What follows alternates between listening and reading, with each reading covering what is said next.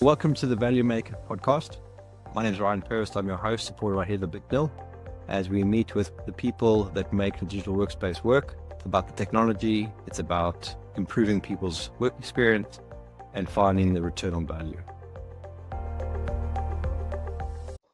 Thanks for joining us on the show. Please like and subscribe and share with your colleagues. It helps us grow the podcast, and we appreciate any help you can give us. So welcome, Neil, to the Value Makers Podcast. Do you want to introduce yourself, please? Hi, my name is Neil Lasher.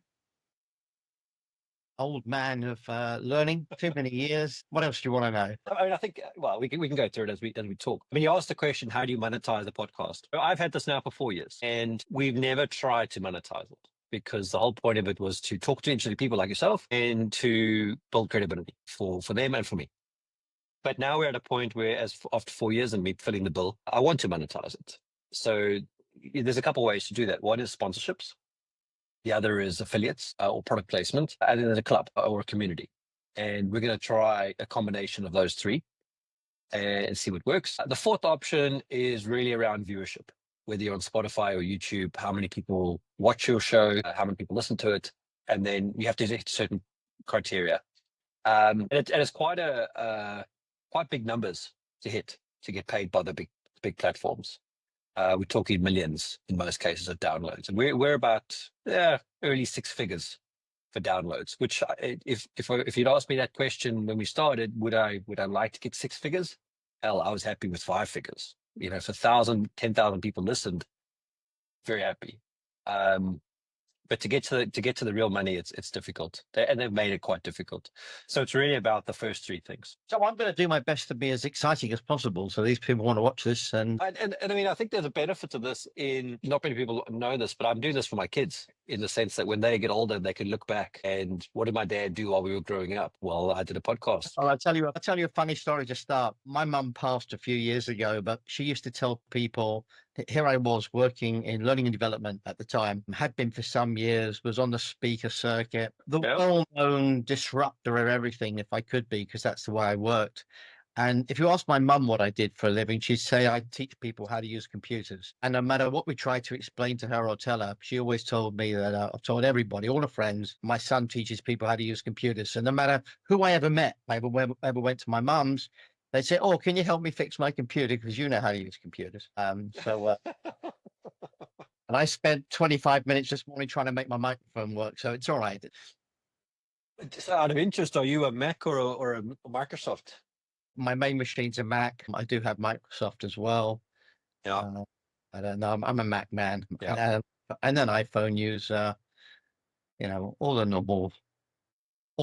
They sold it to me with great advertising stuff. Yeah. No, the reason why I asked that question is obviously, in your career, you get involved in certain things, and being in corporates, Microsoft is what you work with. And when I went on my own, the first device I bought was a Mac, because I'd spent so much time on the Windows environments where you just had so much frustration. Things didn't work, et cetera, et cetera. Going to Mac was like a relaxation of frustration, because you just turn it on and it works, and then you turn it off and that's it. Although I am dealing with a little bit of an issue now with the newest version, but I think that's a minor thing in the context of the game. So many things plugged into it. That's a problem. Well, for a long time, when I was looking to leave the ecosystem, the watch was the only thing that kept me in the ecosystem, because the watch actually worked. I don't know if you remember that period with iOS 11, I think it was, where it just didn't work. It just crashed all the time.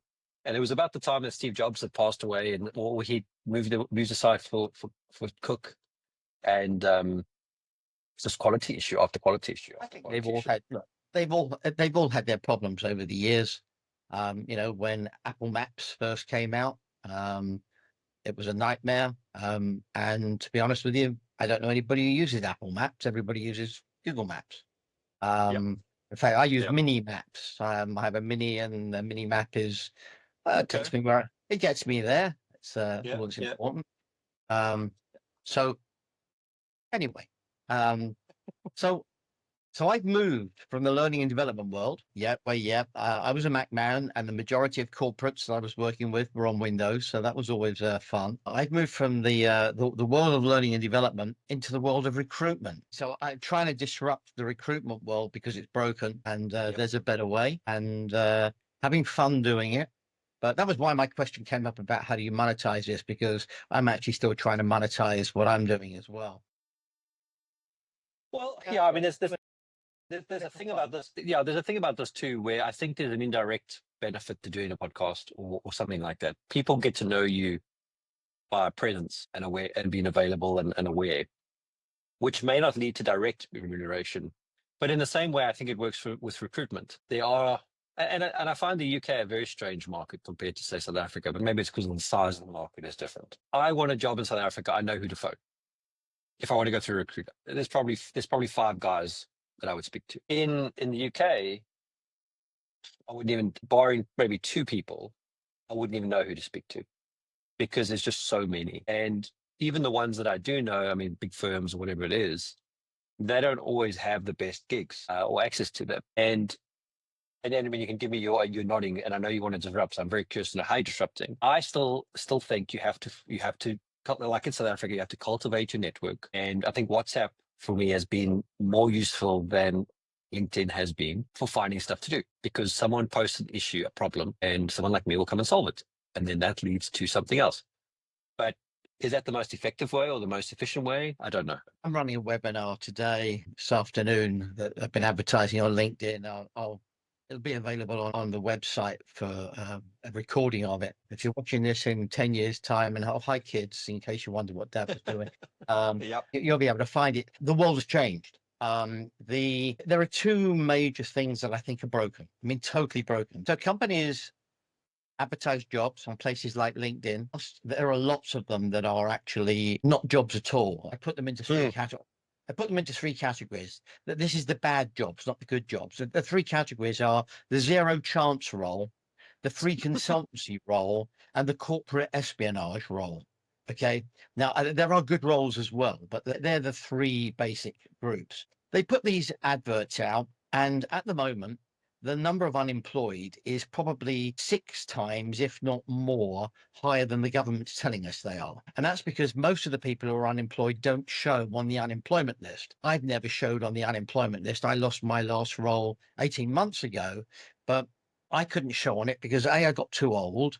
B, I started drawing a government pension. So now you can't be unemployed if you draw a government pension. Most people who have done it, they get unemployed now and they're on the market to try and find a job. But if they've got more than threepence in the bank, they can't claim anything. Therefore, they don't show on any system as being unemployed. So the unemployment levels are much higher.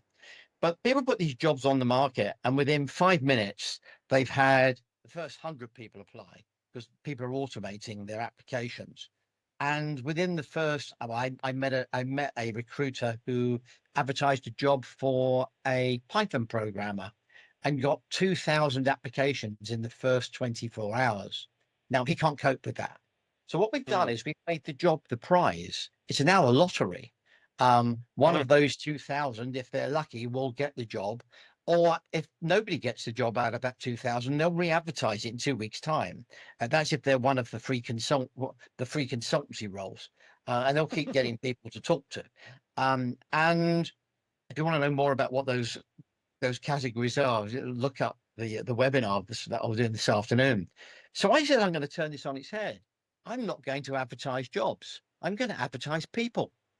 So the people become the prize for the corporate to win. And basically, we write an elevator pitch for everybody, and I go banging on corporate doors to say, if you're thinking of employing, I've got somebody who's going to fit right in with your organization because I now know all about them. And I've set some rules: no AI written CVs, no fake CVs at all. Everybody's got to be out of work because I won't take people who are job jumping. So if you're out of work, you can come and talk to me. If you're already in a job, stay in it because it's a really hard market. So trying to turn it a little bit on its head. And to make things even better for the companies, I have slashed the cost of them hiring somebody to the point where recruiters have said to me, but hang on, you can't do it for that money. I can, I just won't make as much. So a bit of disruption going on, mainly because the recruitment process is broken. We all know it's broken. Everybody says it's broken, and nobody's willing to do anything about it.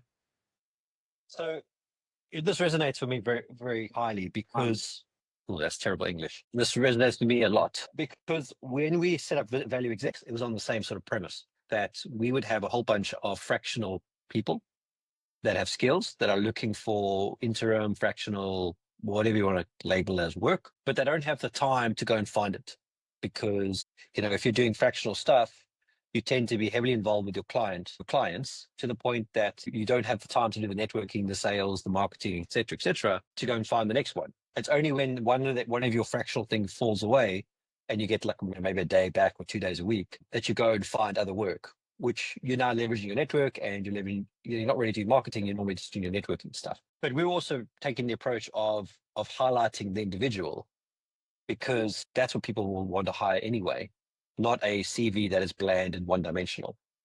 They're going to do a keyword search around. And often, the CV is something that no one's actually looked at beyond a cursory 2-second glance. And that's why they're telling people to write a one-page CV. Now, to be honest with you, if you've been in an industry for 30 years, you cannot write anything on one page that is going to excite somebody enough to know what your skill base is.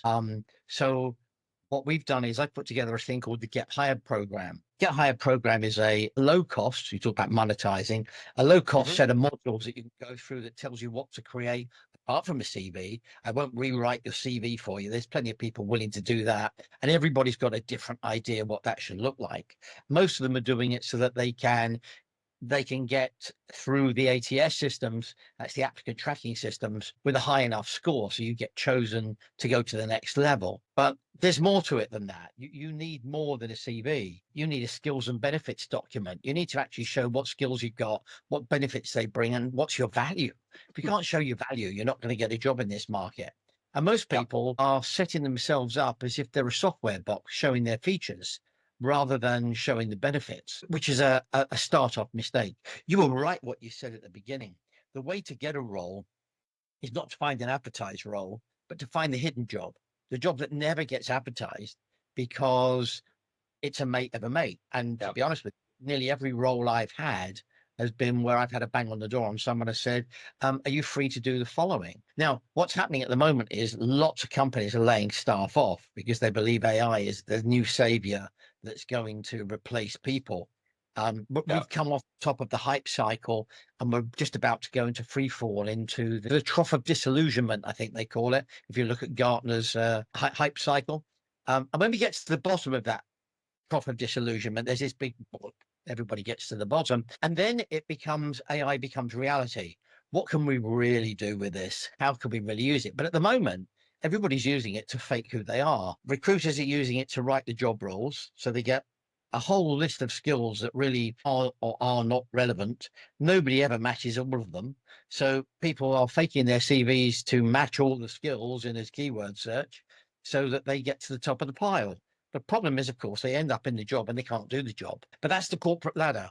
We promote people up the corporate ladder until they fall off the top. You get promoted to one level higher than you can actually do. Then obviously they realize you can't do the job, so they make you redundant. At the moment, lots of people being made redundant. And of course, what's going to happen is that companies are going to stop selling their products because there's not going to be anybody who can afford to buy them. If we make everybody unemployed, no one's got any money to buy the product. Therefore, the companies who have made you all redundant are going to go bust. But they don't quite see that in the short-sighted view. But yeah, I compromise that. Yeah, and it is. I mean, it always fascinates me when companies hire a lot of people and they fire a lot of people like in the same period of time to cut cost. But it's actually far more expensive, especially if you're using the old traditional route of recruiting. Hugely expensive. The time to employ is getting longer. But I said there were three: the zero chance role, the free consultancy role. That's where you have 8 interviews, but nobody ever gets a job at the end of the day. They're just trying to get free information. But the one that's the big one is the corporate espionage role. And that's where they advertise a role. They put an advert out and they advertise it at a salary that's higher than it should be. And they get 1,000 applications. They put all those 1,000 applications into Power BI and they start they start analyzing the data, and they find X number who work for their competition. So what do? Find the right ones. They bring them for interview. And the first question you get asked at interview is, tell me something about the work you're doing. And of course, what do? You spill your beans. You tell them everything you're doing. So now they're learning what their competition are doing. It's a cheap way of finding out what your competition are doing. And of course, that role never actually exists. And they'll tell you that they're really sorry, we've moved it to a stateside role, or they pulled the budget on it and we can't go any further forwards. But you've maybe had a few interviews where they found out all the information about their competition, and now they sit and make their own strategy to see where they're going. So that's the corporate espionage role. And they do exist. There was an article that was published a few weeks ago that showed that something like 70% plus of roles on LinkedIn actually don't exist. Nobody will ever get hired. There's only 2% who will. There's only 2% who will actually ever speak to a recruiter, let alone a deputy assistant hiring manager. Which, would be my experience. I mean, having tried to apply for jobs and get in. I mean, I remember last year you got nothing, and I mean, I'm looking, sort of hedging my bets between fractional and full-time employment. And, last year you would get no response. Now you get the odd response. But usually let's be honest, fractional is a bit of a crazy word anyway. I mean, it's the new world part-time or contractor in reality. Freelancer, gig economy, whatever it is. But my point more is that if you use LinkedIn, I agree, you almost get nothing back from LinkedIn, unless it's one of these equity only roles where they're like, oh yeah, you can come work for Sweat Equity for a year, and then we might pay you once we raise some money. But it's almost a sales process. You almost have to qualify all of those ones before you even engage with them to see, have you actually raised any money before? Have you done any product market fits, et cetera, et cetera. Well, which means you might as well go find clients who've got businesses already and work with them if you can find them. It's the world, as I said, the whole game now of getting a new job, a new role, new fractional role, new contract. If you're a freelancer, the only way to do it nowadays is to get into conversation with people. It's all about networking, and you need to spend more time increasing your network than you need to spend looking for jobs to apply to. Yeah, no doubt about it, but it's the only way to do it. And I say, I'm going to have a 45-minute session on that this afternoon. The Get Hired program takes you right through that process of actually understanding how to do it. And you can do it. Then you've got to be careful, because if you're in LinkedIn, which is a great place where everybody is, and you're looking for contacts to speak to, if you try to invite too many, they'll block you for a week. But they won't tell you how many that too many is. There's some hidden algorithm in the background that's doing a count. But you can basically increase your contacts by about 100 people a week if you're clever. But it's not just getting more contacts. Just getting more contacts is not the game. It's getting into conversation with them. And there's a process of finding a company where you want to work, finding people who work there, making connections with the people who work there so you can speak to them. And after you've had a few conversations backwards and forwards, just happen to throw into the conversation, I see that your guys are looking for an X. Maybe you could refer me. Referrals is the biggest way of getting in through the door. So yeah, the world has changed. So as we've said, the job is not the prize. The people are the prize. And corporates will eventually wake up to that idea that actually what they've done is created a huge lottery. Now, of course, I've been working L&D for 30 years, and now I'm in recruitment. L&D wasn't my first career, I have to tell you. By trade, I'm a master silversmith. That was what I did, but I left school for my first career for 20 years. So I'm not sure how long the recruitment game will last until I go on to maybe my next career, because I'm never going to retire. I've always said I'm going to die in the office. It looks like you're going to die in the cabin. Well, I hope not. I'm hoping that when I get to that point, we're back in South Africa and the weather's good and we play golf and all that stuff. But we'll see. We'll see. I promised myself that. I promised to myself I was going to retire at 40. I missed it. I said, okay, we'll do it at 50. I missed it. And you know what? I said I'll do it at 60. I missed it. Um, okay, there. Well, I don't think it's, I mean, if you read the 4 Hour Work Week, the sort of model of working your whole life and then retiring at the end to enjoy life, I don't think that makes any sense. I enjoy working, which is a bit of a challenge for my wife because she enjoys traveling. But I don't want to stop working because I think when you lose that purpose, I just think you die. I think you wither away and you die. That's a personal. It's not a purpose. My dad was an antique dealer. He was the best business trainer that I ever met, I have to tell you. I learned some great things from him. And he started off as a London's East End market trader, really. And he ended up with a shop. And he ended up with a shop in London, Bond Street. So he got there. But he was a London antique dealer, and his whole life was buying and selling anything. I mean, he'd sell you the watch off his wrist. He would, and I've seen him do it. And when he stopped, when my mum forced him to stop working at, I don't know, the age of 78 or something, and they closed the shop and sold all the stock, his brain went to mush because that was all he'd ever done. Yeah. I mean, it was a serious problem at the time. But you're right. When you stop working and your brain's not active, getting up in the morning and speaking to people. I'm talking to you today. I've already had a meeting before you with somebody else this morning. That was quite an interesting meeting. I got presentation this afternoon. Yeah, my brain's going the whole time. If I didn't do that, I mean, that's what drives me. Talking to people, doing things, trying to help other people do things. Look, I'm not in it for the money. If I was, I wouldn't be doing what I'm doing. If I was in it for the money, I'd find something much more spectacular and, I don't know, buy and sell gold or something. But no, I've been there, done that. It's not. But a workaholic. Absolutely. My wife's in the next room. She just came back from Paris yesterday, so I know exactly what you mean by likes to travel. Here I am banging on doors, trying to get people jobs. It's fun.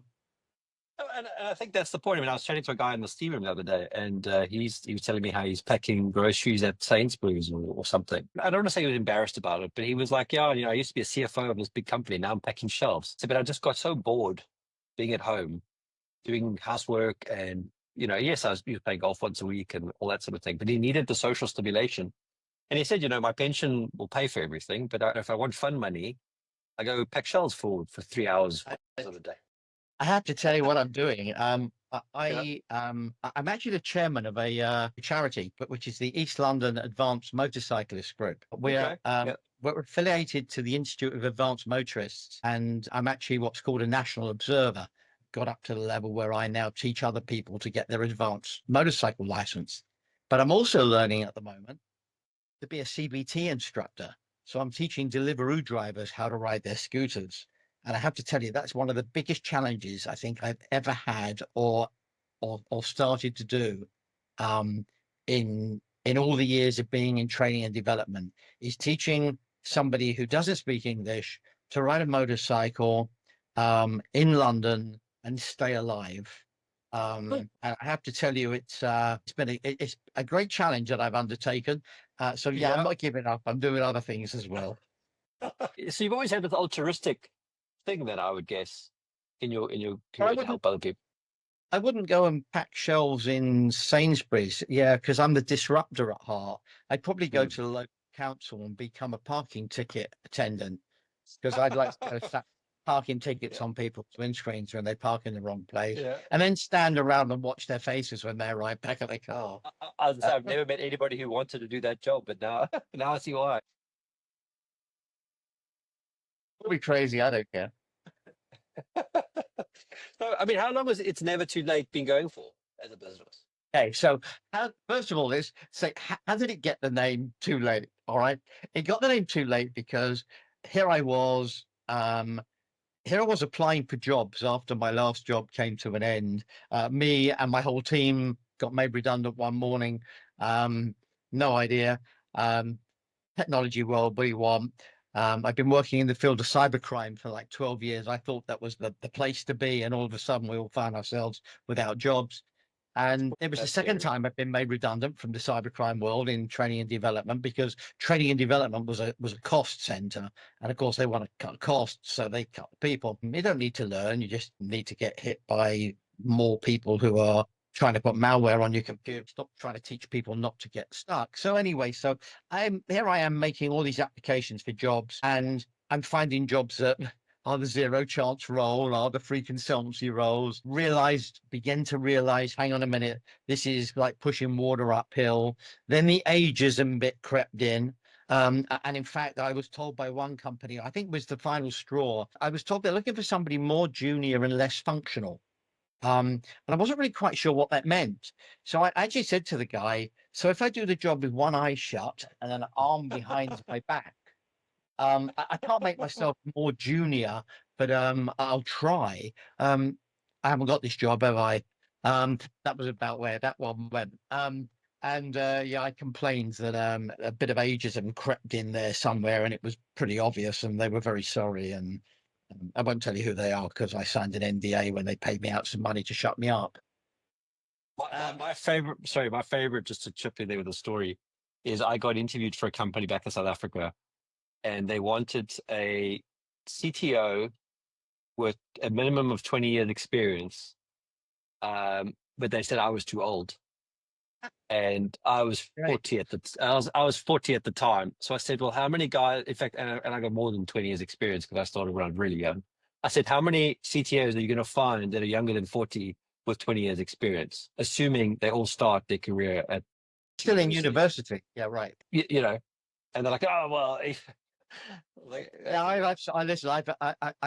The stories I've heard will make the hair on the back of your neck stand up, I can tell you. But anyway, so carrying on that crazy story, I found myself making these applications, and every time I made an application, I started looking at LinkedIn, and here's something that was released 49 minutes ago. It's got 100+ applications already.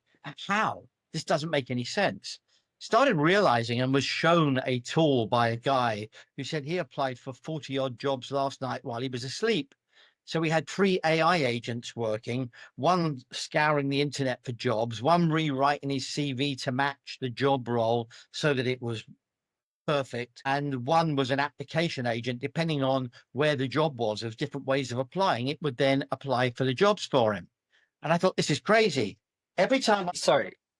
Is that a tool he built himself, or is that a tool on the market? Well, no, there's something you can put together yourself. You can create 3 different AI agents, really easy. And yeah, you can do it. And there's a lot of people who have. So when they release a job, they get 100 people with AI agents running, applying in the first 5 minutes. Of course, here I am. I find the job 24 hours later and apply after spending 2 hours putting a package together to send them. And of course, I'm number 350 already. I was too late. Yeah. And that's where too late came from. It was also right. fact that I said, it's never too late to change a job. It's never too late to do it a different way. Let's get the positive side. Forget about the fact that you can't apply in the first 5 minutes because I won't play their game. Let's do it differently. And that was where too late came from. And the color orange was there on purpose because orange makes you hungry, and people who come in are hungry for work. Oh, there you go. I never heard of that. That's why you never use orange in training courses, because people won't look at the screen. They want to go and get something to eat. So can we go down that rabbit hole for a second? What other colors shouldn't you use? Well, now you open up a whole minefield of what's good, what's bad. Some people will say everything's got to be white and clean. There are other colors that have other meanings in different for different nationalities. I'm not going to go down too many of those on a podcast or on a video, but yeah, color is important. You have to draw people in, and you have to keep them engaged, and you have to teach them something. I do remember somewhere along the line about having blue plates will make you eat less. And I wonder if that's true. Just on the food topic. No idea. Didn't go down that route. All I did though was I was told by an authoritative marketer that orange makes people hungry, and you should never. Well, that's why if you go into most restaurants, you'll find the floors are often a pale orange. The tables are brown, but they're an orangey brown. Menus that are orange make people order more food. So there are some There are So some good ones around that. there's a restaurant in South Africa called Spur. It was here for a bit as well. And a lot of their colors are orange. They have orange all over the place. And if I think about it, I mean, our whole childhood was based on having a meal at Spur once a week. And now it makes all the sense in the world, because you always went there, always had a good meal. I mean, it's like I mean, you've got, what's it called here? You've got a cowboy styled thing here. I can't think what it's called now. It's going to bug me. But it's similar to that, just not as expensive. And it's always full. And it's always fascinated me to why it's full. Now I understand, because it's all the orange. Believe more.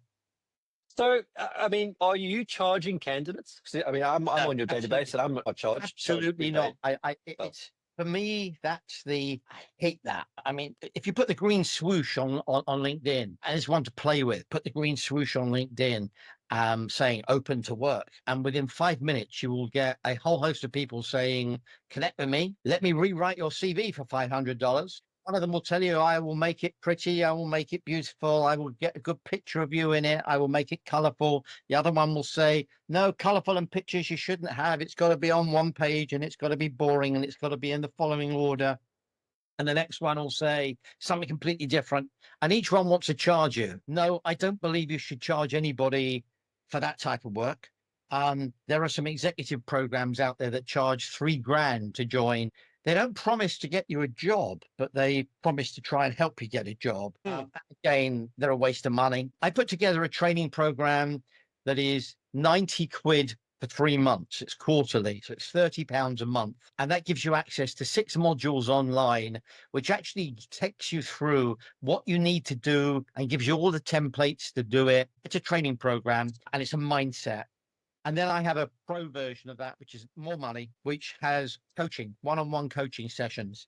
So you'll get 6 modules with 6 coaching sessions. You'll get a coaching session before every interview and after every interview to see how it went, what you could do next, and any other coaching sessions you need along the way. So it's more of an executive level, but again, affordable. But could you charge someone to pretend to get them a job? Absolutely not. The only money that changes hands with regards to the job is if an employer takes somebody on, we charge them a small percentage for the fee to do it. And companies are quite happy to engage us to go find people. But I like to think I'm a reverse headhunter. I've already got the people. I'm going to go banging on doors and say, "You may not be employing today, but I've got somebody who will fit your organization beautifully." So I get I mean, I've seen a few of these. I mean, I did have a whole bunch of guys, as you say, offered to redo my CV. And then I had a guy who wanted to charge me, I think it was £1,000 a month to go find a job for me. Something crazy like that. And I also get these emails every so often where I get sort of 5 people at a time with a video introduction to who they are. But this is more of a, hire these 5 people and you pay us and we'll pay them. So not really getting someone a job, it's more of a service offering. And I know they're milking those guys because they're paying them half what they're charging. But I do wonder about you're sort of knocking on the doors for somebody else. I mean, you need to network a lot with, so you almost it's weird. You almost have to see the same job opportunity to go network with that company to say, "I've got a person." Let's see if we can find a match. Yeah. I speak to everybody. So I know every person I've got listed on our website. I know what they do, who they've done it for, how well they did it. I know what their value is because I've helped them actually eke their value out. And and everybody's got an elevator pitch. So if I bump into a CEO, I've got an elevator pitch I can drop in his door. So I'm curious. I'm curious about that statement because you and I haven't actually spoken before today. Correct. Barring a few emails, barring a few emails and stuff. So I'm going to go to what's the website again? www.toolate.com. So, and I know when I filled in your form, I didn't fill it in very well. I was having a very lazy day when I did it. So I'm curious to know if I'm even on here. How would I find myself? Oh, would I be? I don't know whether you got to that stage with I can tell you right now. I don't think we actually put you up. Let's have a look and see. Hold on. I shall open up my master sheet. Yeah, because the last email I had from you was, where should you be? Should you be under contractors or full-time You might be there people. then. Hang on a minute. Let's have a look and see. Yeah, I think you And might. I'm just wondering what. Let's have a look and see if I get you, if you're in my list. You're not in my master list, so you probably. Oh, hang on. Let me go backwards. Oh, here I am. There you are. No, hang on. Is this? Yeah, No, there that's you are. someone Yeah, there. I've got your elevator pitch here. where have you got me? Let's find you in the site. Hold on a second. Maybe transformation. So I found an engineer, Ryan. That's where we put you into. But did we put you into? We did discuss where you should be, didn't we? No, you're not in. There, there's a few places I could be. There's program product management. I could be in there. Consultant, I could be in there. And that's usually my problem is where do I fit myself? Well, that's one of the big issues, isn't it? You might have ended up in specialist at the end of the day. Would you think you're a specialist? Yeah, I'm a specialist problem solver. Genius. You're in here somewhere. Let's have a look. Let me do a search. Hold on. That's just the easiest way. Oh, here we go. Here we go. I found me. I'm under L&D Free Spirits, freelance and contract. Oh, of course. Yeah, we put you under that one. I thought we did. We put you under as in the contractors, didn't we? Yeah. So what is L&D? I got you. L&D, learning and development, is one group, but this also was, so there's a number of different people in different groups. L&D Free Spirits is a great place where freelancers go to look for work. But L&D Free Spirits should be a comment there. Freelance and contractors. We'll have to fix that. But that's where you ended up. And I can see you excel at aligning technology initiatives with big business objectives. All about the value.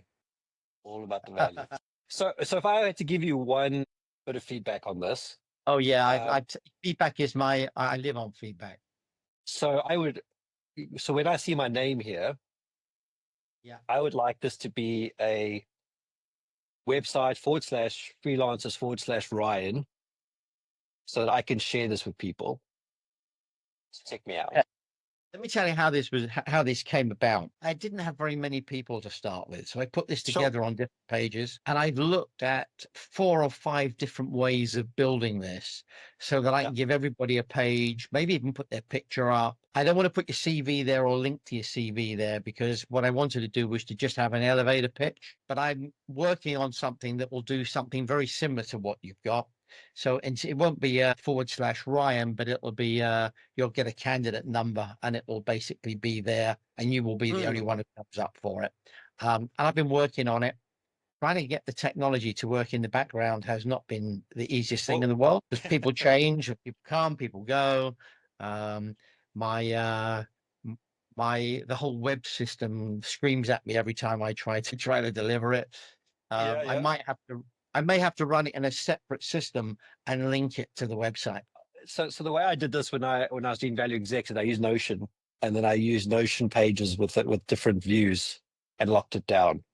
And to be fair, I think I never expected it to get as big as it got. That's well, if you do read, I mean, I think it was Bernie. What's the guy who runs Salesforce's name? Benioff. I can't remember. Yeah, I know what you mean. But he made a comment yesterday that managers will be managing AI agents going forward, and something like 50% of jobs will not exist. And if you look at it from that point of view, there's not enough jobs anyway, technically speaking. If AI agents do come in, there'll be less jobs. So you're going to have more people looking. Then there'll be no businesses, because nobody will be able to afford to buy anything. Well, this is an interesting topic, because I keep wondering. And I mean, I think there is a dream, and even some of the deep research stuff you're seeing now. Like, if we're having this conversation, it would be awesome if the agent that's listening to this conversation takes some of the things we're talking about, turns them into tasks, goes and does the work, comes back and says, while you were talking, I did the following things for you, Because then you could exponentially grow businesses and have more businesses, because anyone can have a business.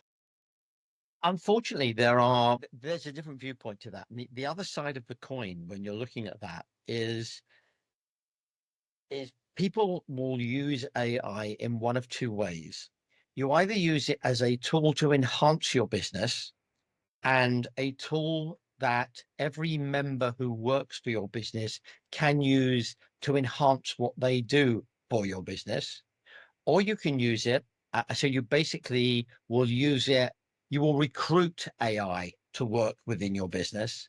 And the other side of it is you use it as a tool to replace people within your business because you're automating things that they used to do, and therefore you don't need them anymore, and you can cut costs. Now, the cut costs is only a one-off. So one time, if I make you redundant today, I save X amount of money for the first year, but I don't after that. So I get a bottom line hit in this financial year. Effectively, what happens is that if we end up that we've had this conversation before, not you and I, but in the world we've had this conversation before. If we let machines run everything, what happens to the human being? We now no longer evolve. We no longer are needed. We might as well just all die off and let the machines run the world, and that'll be the end of it. But we can't, that's one side of it.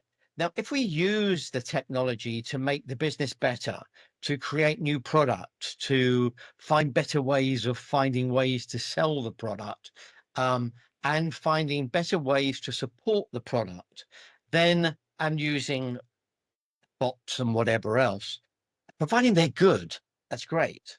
But unfortunately, do we trust them yet? And the answer is no. It's great. I use Perplexity a lot for everything because I like the way that it searches the web and it gives me links to where it found the information so I can go and have a look at it. And when I find that half the things that it actually searched and found were on sites that are satire sites, you realize that actually what it's giving you is satire as if it was real. Now, we have to get past that, and we will. It will improve, but we need to also protect the businesses that we have. We need to protect the product. I'll mention one, Hyundai. This is a great one. Hyundai, for a factory in Korea, they make lots of things. They don't just make cars. They make televisions. They make washing machines. They make everything. But let's look at their car business. Their car business employs some, 200,000 people over X number of shifts, making 50,000 cars a year. That's great. They put together something called a smart factory in Singapore. The smart factory in Singapore it's bigger than the site it's over 7 floors. Their claim to fame is you can go online and you can buy a Hyundai. I'm not sure whether I'm pronouncing that right. Someone will probably pull me up a Hyundai or something like that. It's whatever. It's like now Skoda. Have you noticed they've changed the name from Skoda to Skoda? Hyundai's also changed. You can go online, you can configure a car. I can choose the color, I can choose the wheels, I can choose the music, I choose the color seats. I decide if it wants folding mirrors or not folding mirrors.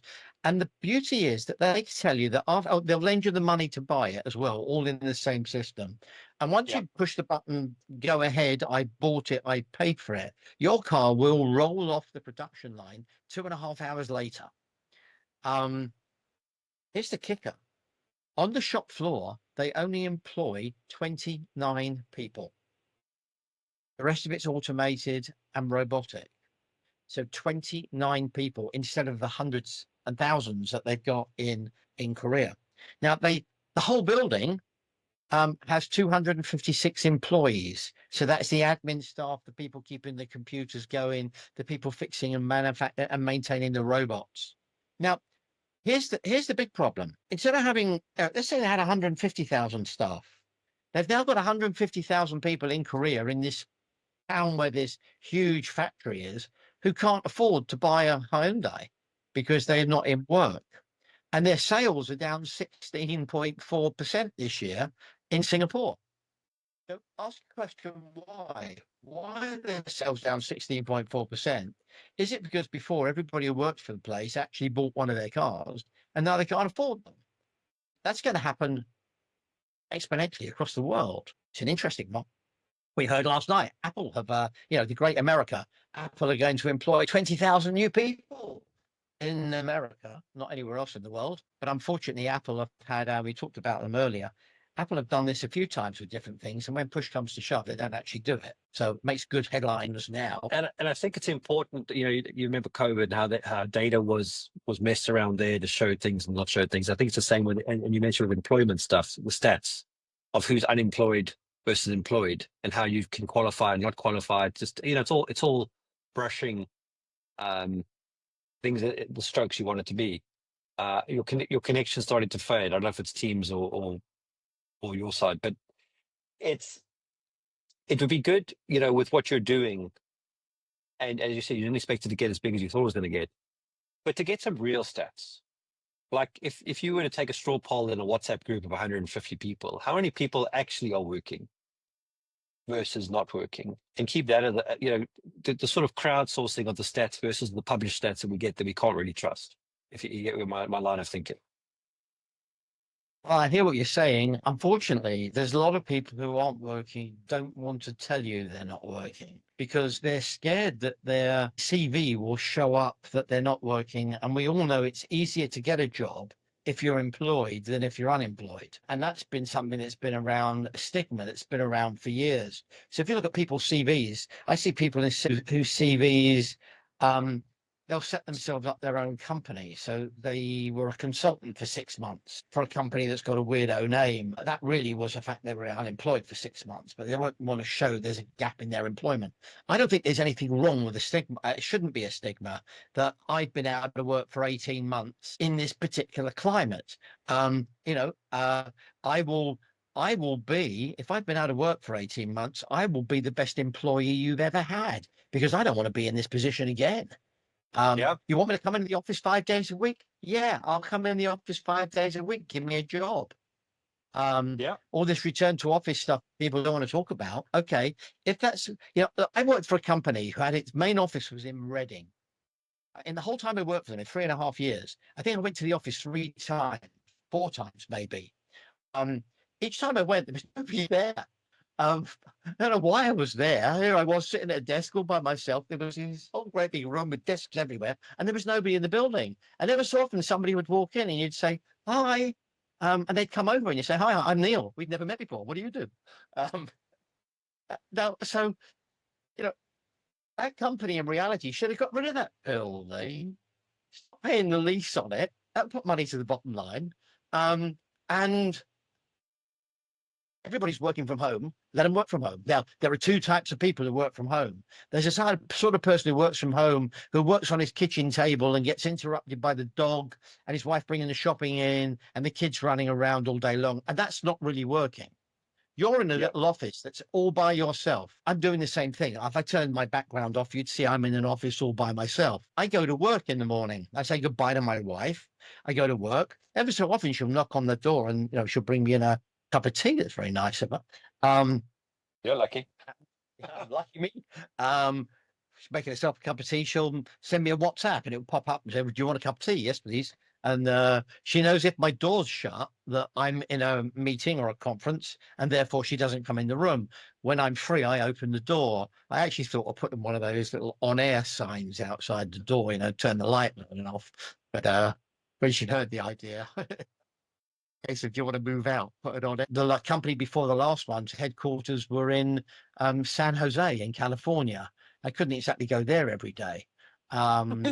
So, and my job was follow the sun. I'd get up in the morning, really early in the morning, and speak to people in Taiwan.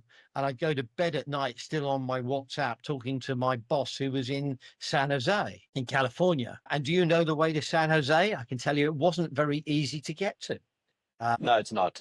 Eventually, there was a direct flight, but you can't afford it. So you have to go via God knows where to get to San Jose. So that always used to be a joke in the family. Do you know your way to San Jose? Anyway, I hope you've enjoyed this last hour.